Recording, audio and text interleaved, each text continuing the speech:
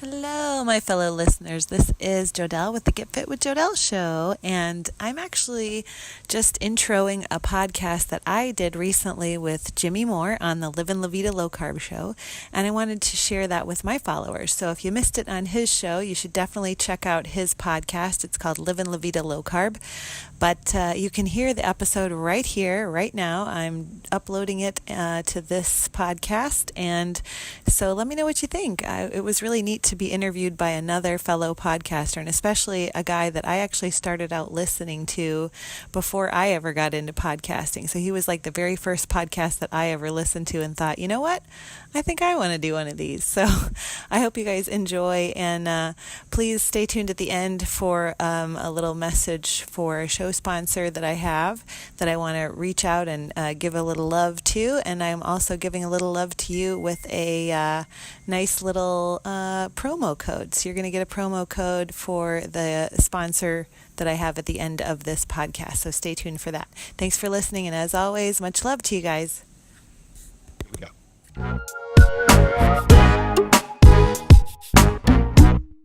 Welcome to the podcast, a lady by the name of Jodelle Fitzwater.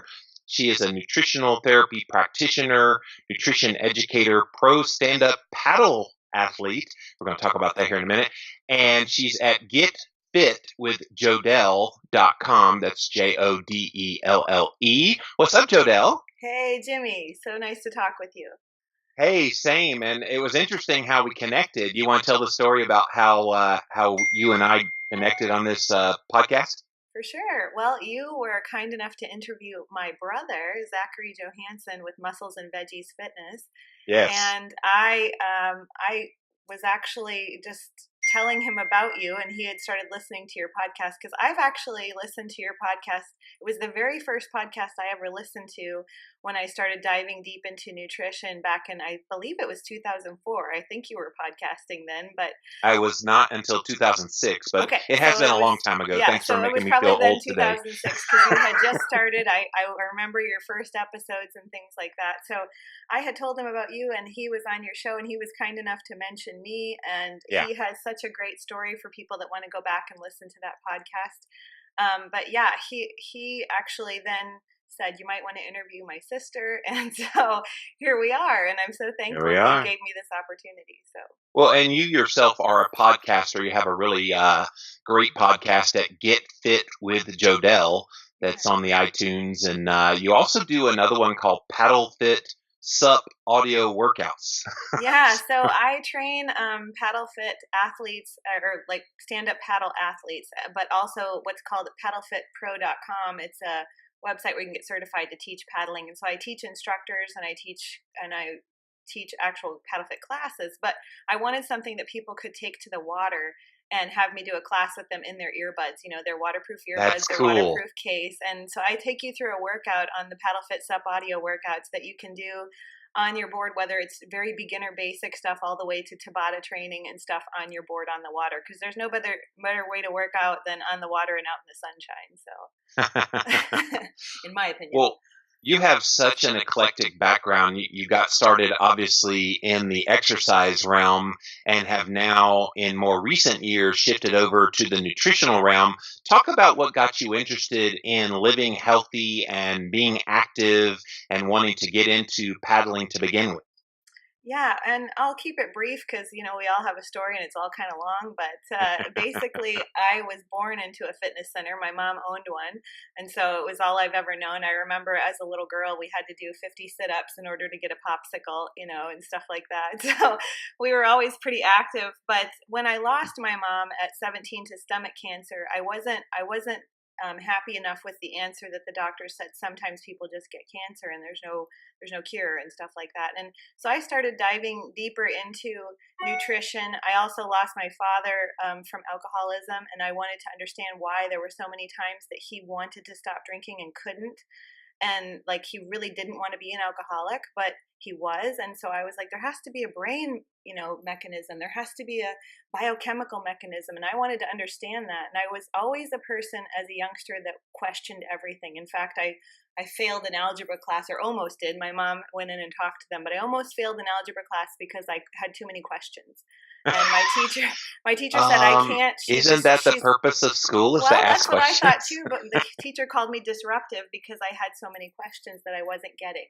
So Wow. since that time, I've just been that individual that in order to, if you want something done, you got to do it yourself. So I dove into the research. I spent time in books and as much diving into once the internet was around in 98 after my mom died, I did as much research in there as I could and eventually got certified in fitness and nutrition and all of that. But I still had to find out why. And so I like to go to the root cause of things and not just nutrition wise and not just exercise wise, but now even more so lifestyle and environmental wise. You know, there's so many other factors that go into our health and our weight loss and things like that. Oh, absolutely. And I think sometimes we get so obsessed about the nutrition end of things because, quite frankly, that's what we've been told to focus on, especially as it relates to weight loss and health.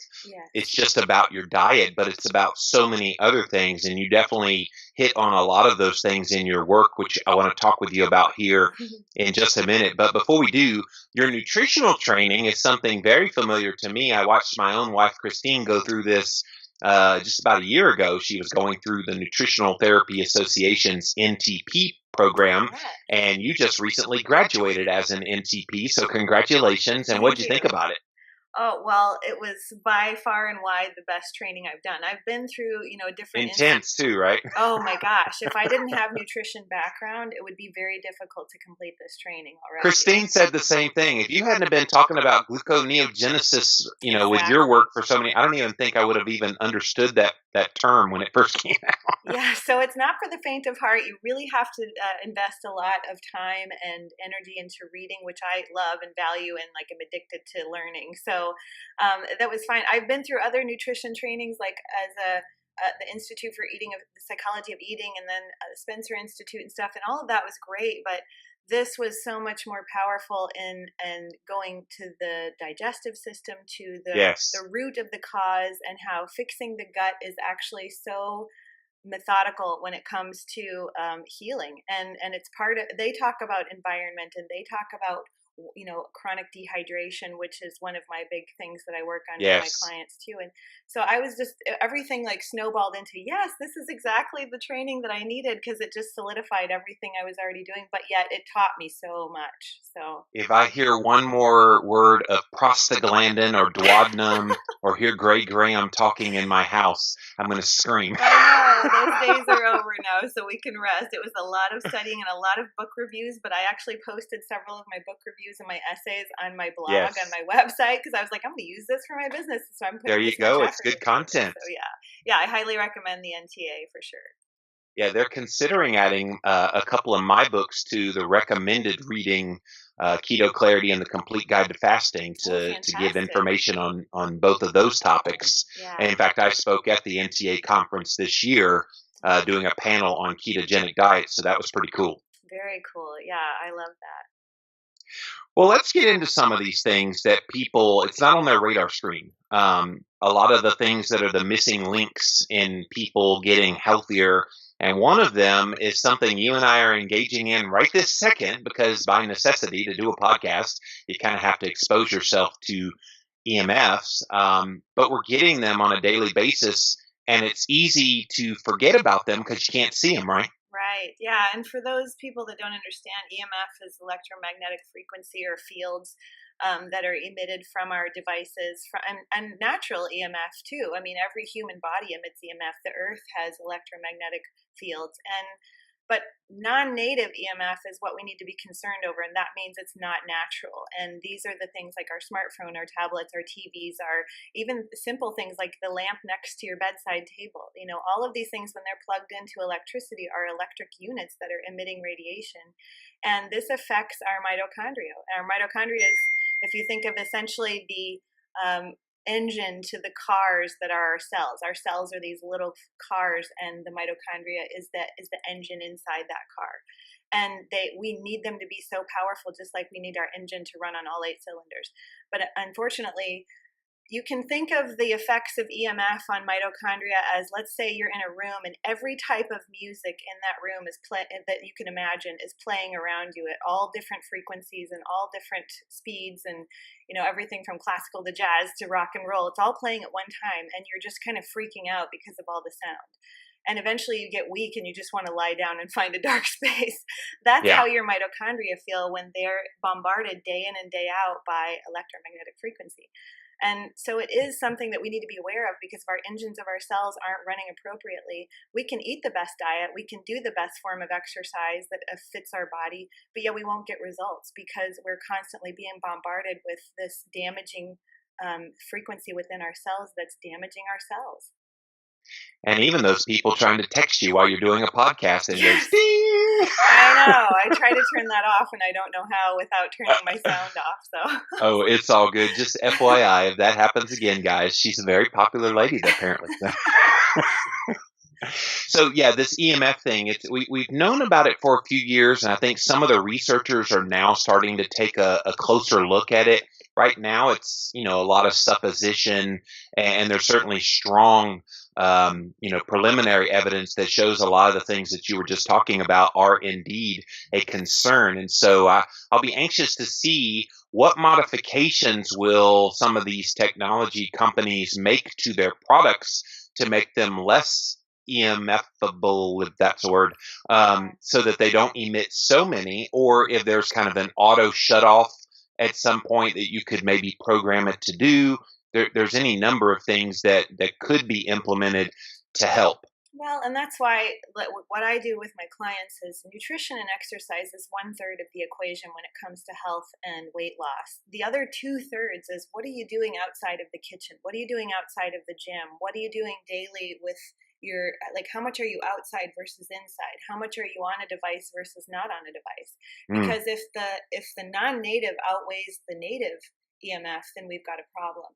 And so there's a lot of people that live a life that's very tied into their work being online and very tied into having to stay connected. Maybe they have an elderly parent who they can't turn their phone off. They can't put it in airplane mode to be able to be on call for that individual. So my job is to find ways to make it one less exposure as whatever fits into their life, to do the best that we can with what they have. And so sometimes it's as simple as, when you're working on your computer, turning off the Wi-Fi itself, so that if you don't have to connect to the internet, say you're writing a blog post and something you don't have to do any research on, then turn off the Wi-Fi, write the blog post, turn it back on when you need it. Turn off the Bluetooth on your computer. Turn off the Wi-Fi and the Bluetooth on your phone. Keep the phone where you're using earbuds instead of up to your head. And then keep it, if you have to keep it on, just for emergencies, maybe your kids are out late or you've got that parent that you need to stay in contact with, then keep the phone on the other side of the bedroom on the dresser, not under your pillow, not right by your head where it's emitting this mitochondria damaging EMF while you're trying to sleep, and you're doing all the right things other than that, but yet you're not seeing results. So, Jodelle, you're going to smile at what I'm about to say, and that is, I'm already planning to take 6 months off of doing all podcasts and book writing. This is fantastic. And during that 6 months, I'm going to literally disconnect everything electronic. I'm not going to have any internet. I'm going to kind of go off the grid for 6 months. I feel like I just got goosebumps. Because I want to see what that's going to do for me, because I still have some challenges in my own trying to get weight down. Right. And I'm wondering how much of it is possibly related to the electronic, magnetic resonance and things like that. It has to play some part in it, because it is such a major part of my day-to-day life. I'm just curious what that will do. Listeners, that's not happening anytime soon. 2020 is when I'm aiming for, because all my books will be done by then. Wow. Yeah, that's so good to have that goal, though. But, even I've talked to people that said, I can't do it all the time, or I can't unplug for a lengthy time. I can't even go on a tech vacation or whatever.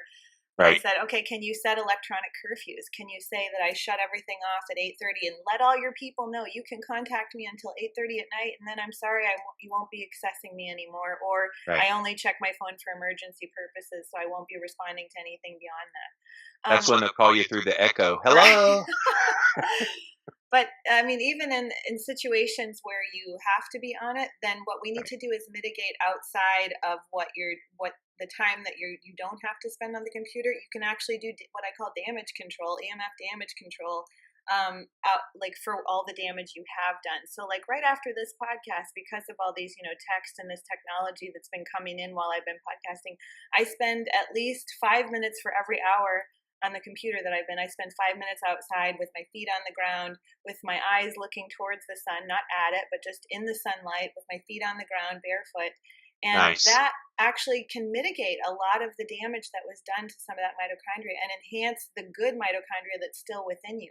Because we don't want to run on old recycled engines that you got from the junkyard. Your car won't run well on those. We want that nice, new, shiny engine, and we want to keep rebuilding that engine and also making new engines within our cells to run on. So some of that is just about what can you do to undo some of the damage. And sunlight is powerful for that. I mean, sunlight's Wow. powerful for fat loss. There's a study that I can send you that just came out, I think it was June of this year, that talked about getting sunlight actually helps to release fat from white adipose tissue, that fat, that subcutaneous fat right beneath the skin that, a lot of people struggle to get off that weight.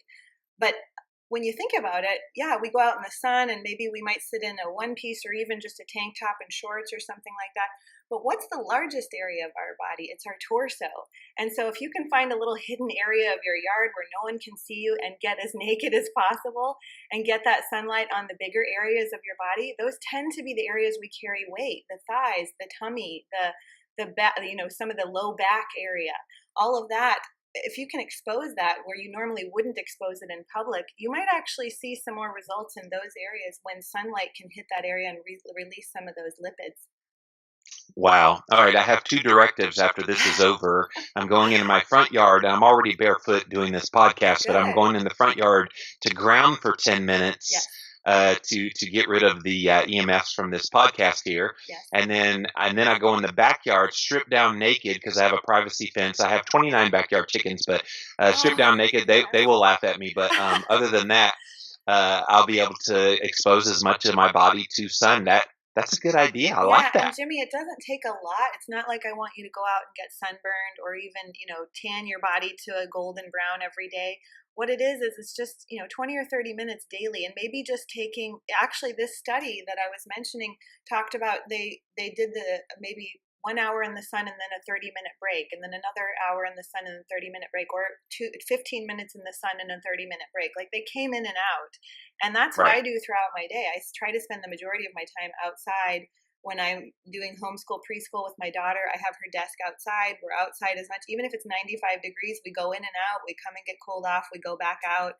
I keep like a nice galvanized tub for her to jump in when she gets hot, and she just plays in her swimsuit, and we're outside as much as Nice. possible. But it's like, if you can go, if you think back to what you just said about the chickens might laugh at you, I bet they actually won't, because they know that by nature humans were made to be outside. They were made to not be all covered up, and especially covered up with what most of us are wearing is another factor. Right. I try to work on with my clients is plastic clothing. Like the majority of what we're wearing is polyester. And what is polyester? It's tiny microfilms of plastic that have been woven together, and it's ending up in our waterways. It's destroying some of our ocean creatures. I think recently there was a study or a news article that showed that a whale had been found with like 20 pounds of plastic in its stomach. Wow. That's just so toxic to me that we're doing this to not only to our planet but to ourselves, because plastic, we might avoid it in our water bottles and in our plastic containers, and we might avoid that, but yet we're putting it on the largest organ of our body, which is our skin, and that's no different than drinking out of it. So we're actually getting small amounts of plastic with toxic clothing. So the more we can expose ourselves outdoors, or at least switch to what, if we're going to call it ancestral health, we need to go back to what our ancestors wore too, which is like cotton, wool, breathable fabrics that aren't synthetic. Those kinds of things, if we could be outside in those, are going to be a lot better. And then when we are outside, when it's warm, then expose yourself as much as possible. Maybe even when it's cold, get a little cold adaptation. For people that are cold and have thyroid issues, one of the best things they can do is get cold to actually force their body to heat up. I'm one of those weirdos that does go outside with shorts and t-shirt on in the winter. Awesome. I love I've that. always been that way. I love the cold. I don't like the hot so much, but I love the cold. Yeah, and that's so good that you do that, because cold thermogenesis is just that, like going outside when it's cold and just allowing your body to adapt to the cold. We don't need to be in constant 70-degree indoor temperature. The Right. typical day, the person goes from their 70-degree house to their 70-degree car to their 68-degree office sometimes, because those are sometimes brutally cold, and then back to their car and then back to their house. How often are they outside in the elements and getting fresh air and getting sunlight and getting this different temperature change? So that's something that humans are not geared for, and that sometimes can contribute to more mitochondrial damage and lead to disease, because we're not listening to the innate nature of our body to be human, to be outside, to be in nature. Well, and the beautiful thing is the human physiology responds very well to those variances in temperature, variances in sunlight exposure by rewarding you with this circadian rhythm. And Yes. I can tell you, because I have made it an effort to be in the sun for a certain amount of time during the day and making sure early in the day I get plenty of light and get away from fake lighting. Yeah. It has helped my sleep so immensely. Kind of unbeknownst to me, I just started going, okay, it's getting dark outside, and I would get so sleepy just suddenly, and I'd go to bed a little bit earlier, like the old man, and but then I'd be up really early in the morning, and I'd be bright and ready to go. Circadian rhythm is a real thing, you guys, and definitely this sunlight plays a big role in that.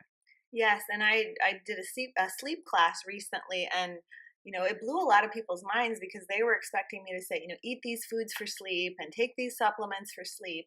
But what I was saying is, I'm not selling anything. What I want you to do is live as if you lived out of doors. When the sun goes down, you go down. Like, you start winding down, you prepare for Literally. sleep.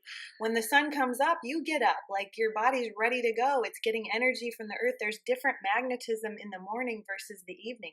That's why we're supposed to sleep at night, as the earth's magnetic field gets stronger. So it's like we're supposed to lie down versus in the morning, So it's this energy that we need to tap into, the native, the natural EMF, the natural magnetism, versus the non-native of like trying to burn the candle at both ends and trying to stay up and get as much done as possible. It's what I call the phenomenal syndrome. These moms that have to do everything for everyone because they got to get it all done. They got to look like they can be the world's best mom, But really, what mom should be doing is going to bed right after this. She puts the kids down and getting herself that rest she needs so she can be her best mom the next day. Sleep is so imperative to health. And I think back on that. My own mom slept about 3 to 4 hours a night, because she was that individual that just dieted hard, exercised hard, didn't see the results she wanted. So she took mini thins and fat burners and burned the candle at both ends, trying to look to her circle of friends like she had it all together.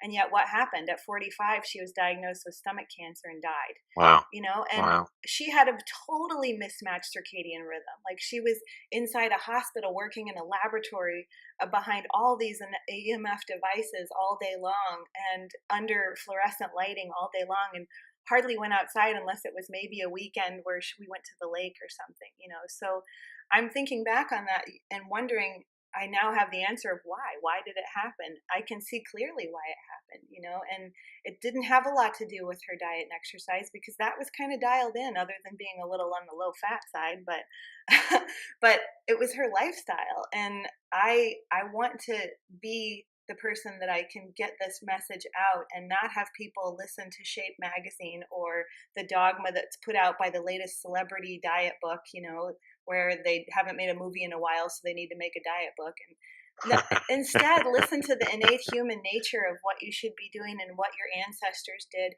and what feels natural. When you walk by the ocean and you put your feet in the sand and you just feel good, and you actually fall asleep on the beach, but you're not a napper, but you feel so good you just take a nap. Listen to that. That's the way it should be. Those are the negative ions. That's the grounding. That's the earthing. You're not de-stressed because you're on vacation. You're de-stressed because you're connecting to nature. So yeah, I love it when people go to the beach, and I've even noticed this, and they get all that really bright sunshine for hours on end. The sleep you get that night, unless you got sunburn and it's uncomfortable, it's just Lori, Oh I man. never did understand or put the connection between the two, but it makes total sense because you've now connected with the sun. Your body's now being rewarded with really sound sleep. Yeah, it doesn't take long to enhance circadian rhythm. If you create that good wind down routine or get connected with nature in your own way each day, kind of like you're trying to do, and really set the cycle of, oh, it's this time of night, I'm going to bed, the sun's going down, I'm getting up at this time. It kind of starts happening naturally where pretty soon maybe you were trying to set your circadian rhythm, so you had your alarm set for 6 a.m., but you start waking up at 5:45 because you're like getting that circadian rhythm entrainment. So it doesn't take long, but there's something even cooler about the being in the sun for that long of time too. So have you ever spent like a whole day at the beach or in the sun, and then that night you weren't quite as hungry as you normally are? Have you ever had that experience? Like you weren't maybe as ravenous or as hungry throughout the day as you would have been naturally. I As you were don't in the beach. recall that. I always remember being ravenous after it, but I was a sugar burner at the time. And so, since being keto, I have not been in the sun that extended a period of time. So, Uh-huh. I don't know. Well, in my own case, and in several of my clients have mentioned this to me too, is like I live on a huge lake. That's where I do my stand up paddling. And if I spend a day on the lake, or if my clients have mentioned to me they spent the day on the lake, they said, "Why am I not hungry when I've been outside at the lake all day? I just feel like I could just have, some salad or something and feel okay. Normally, if I'm inside at my office all day, I just want a snack. I just want nuts and I want to grab things and I'm just hungry all day." And it's because the sunlight gives you energy. So the more sunlight exposure that you get, the less your body calls on, the less your mitochondria calls on energy from food. We are kind of like plants in that while we're not stationed to the earth drawing food from the earth, we can move around. We're not stuck in the ground like grasses. We also still, just like them, get energy from the sun through photosynthesis. And so the only difference that we need is that we do need a little extra food outside of that which we get exogenously from just eating.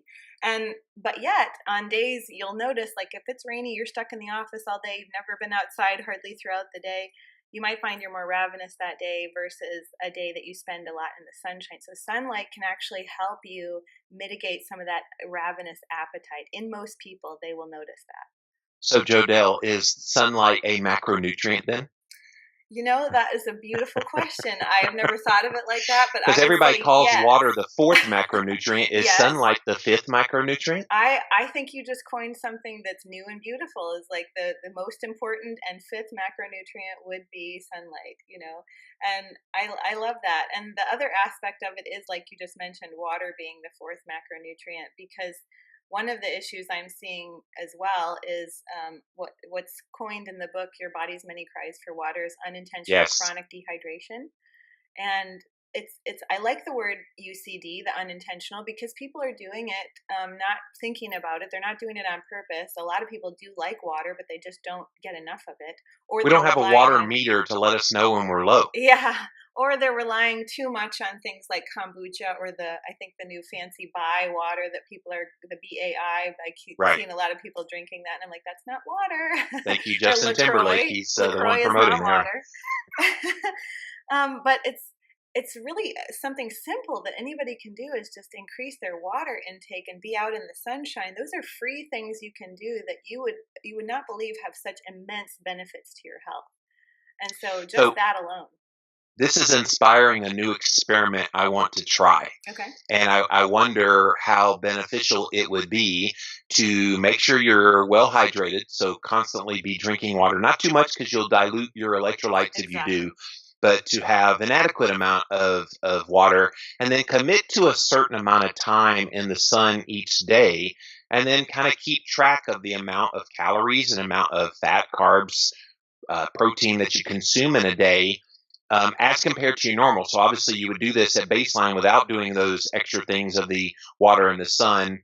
Do that for a week, test different parameters, and then do it again. Mm-hmm. And again, listening to your body to tell you how much to eat, blah, blah, blah, and wonder what the difference would be, what would be the changes that would happen physiologically in the blood work.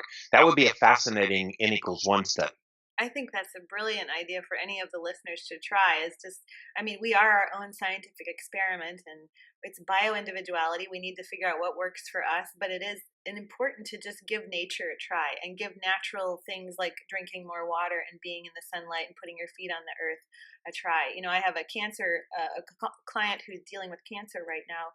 And one of her protocols from me is that every morning she has to walk in the wet grass on the dew with her bare feet for 10 minutes to help her kidneys.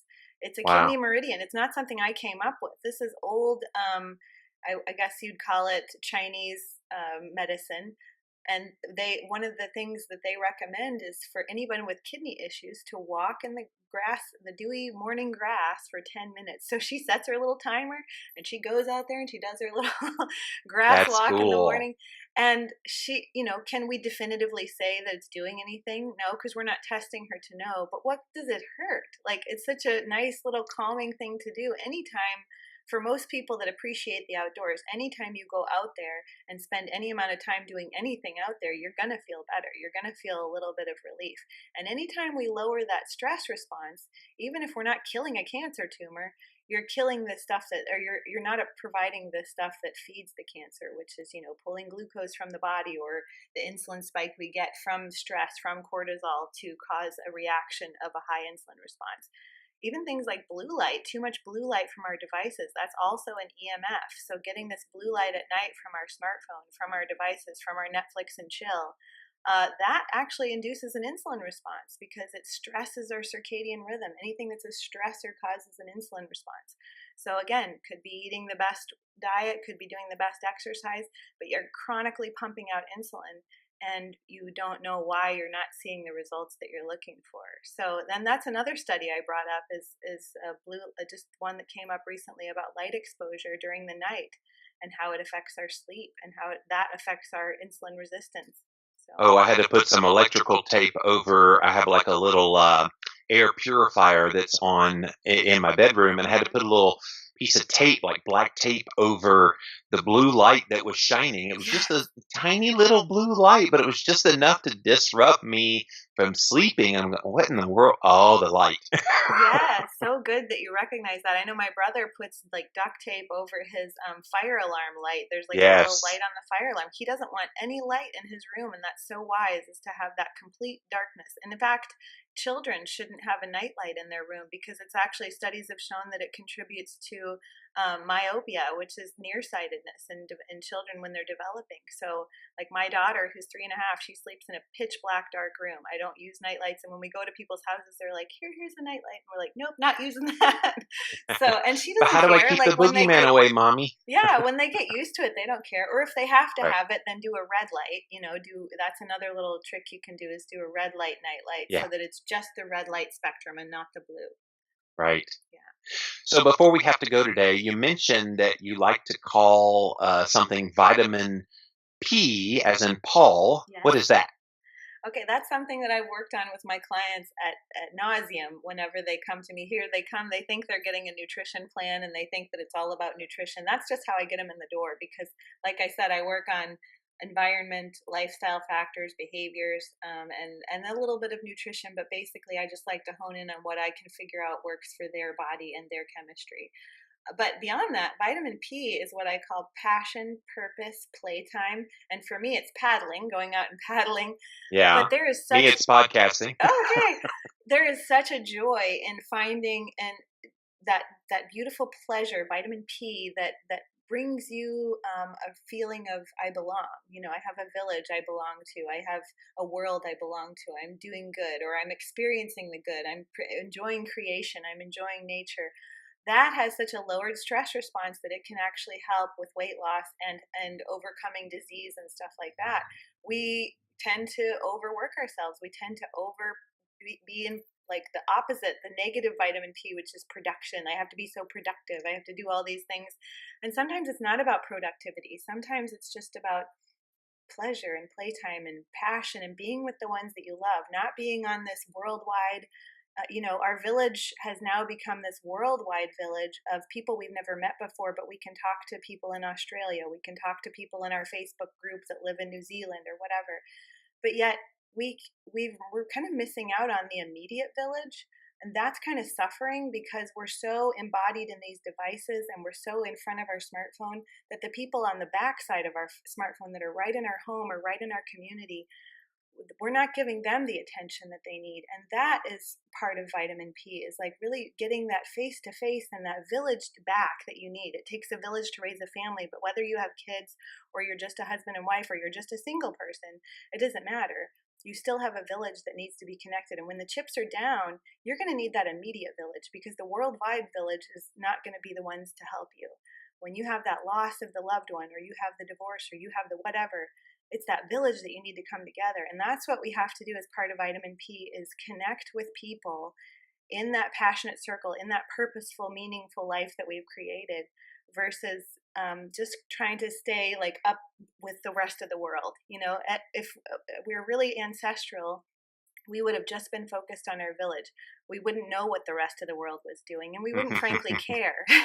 Right. We would just be like, what's happening with my neighbor? What's happening with my husband? What's happening with my child? Like, these are the things that really matter when the chips are down. And so the more people can focus on those, that's where really health, and even sometimes those last 10 pounds are going to come off, based on the fact that you've touched on the stressor that needed to be addressed in your life. Wow.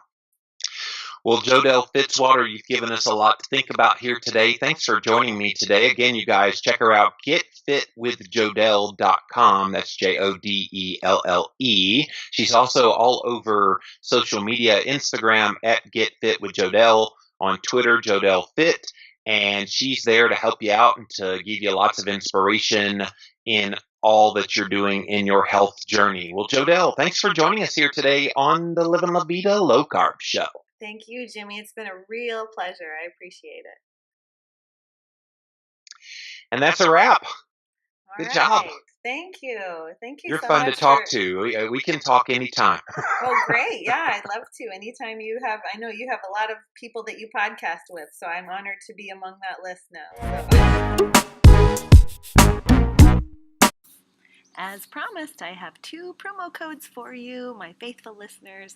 So if you want to save 25% off the Swanwick Sleep glasses that you see me wearing in a lot of podcasts, check out swanwicksleep.com and enter code SWANNIES4ME. You're going to save 25% when you do that. Swannies for me, SWANNIES, the number 4, me. That saves you 25%. Then on top of that, how about dropping an F-bomb? F-bombs are healthy nut butter packets you can take anywhere and everywhere. They also have oil packets, so if you like MCT oil, avocado oil, even the macadamia oil is really good. So you can cook with them, you can add them to shakes or coffees or whatever you like, but you can save 20% with code GETFIT. GETFIT saves you 20% off your purchase. Just go to dropinfbomb.com and drop an F-bomb in a healthy way today. Thanks for listening, you guys. Tune in next time. And hey, don't forget to subscribe and rate this show so that everybody knows how awesome it is and you can share it with people that you love. So, all right, that's all for now. Peace out and see you next time.